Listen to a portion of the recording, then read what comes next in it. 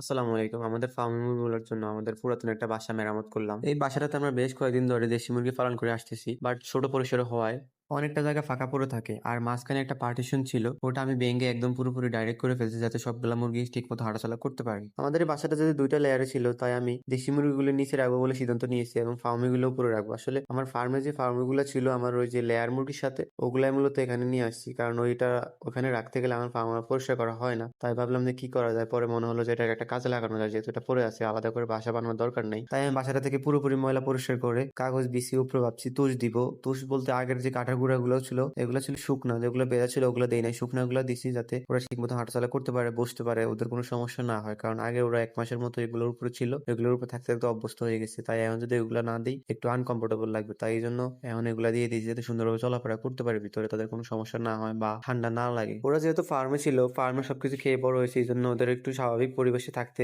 কষ্ট হবে, তাও পোষ মানিয়ে নিবে। এই জন্য প্রথম অবস্থায় একটু তুষ দিয়ে দিতেছি ভালোভাবে, চারোটা পাশে সবকিছু দিক থেকে কোনো দিক থেকে যাতে বাদ না থাকে। পরে আস্তে আস্তে যখন মানাই যাবে তখন আর এগুলো লাগবে না। আমার ফার্মে 500 মুরগি ছিল, ওটার সাথে কিছু ফার্মি ছিল 10 থেকে 12টা, যেটা আম্মু শখ করেই দিছে যে একসাথে ছোট অবস্থা ছিল, এই জন্য ভাবলাম আমগুলোর সাথে দিয়ে দিই, তাহলে ঠিক মতো পরিচর্যা করা হবে। এগুলো আলহামদুলিল্লাহ বড় হয়েছে, 1 মাস বয়স হয়েছে, এগুলো নিয়ে যেতেছি নিচে। সবগুলোর মুরগির কন্ডিশন আলহামদুলিল্লাহ ভালো ছিল। আপনারা সবাই আমাদের জন্য দোয়া করবেন, আমরা যাতে বড় পরিসরে করতে পারি। সবাই ভালো থাকবেন। আল্লাহ হাফিজ। আসসালামু আলাইকুম রহমতুল্লাহ।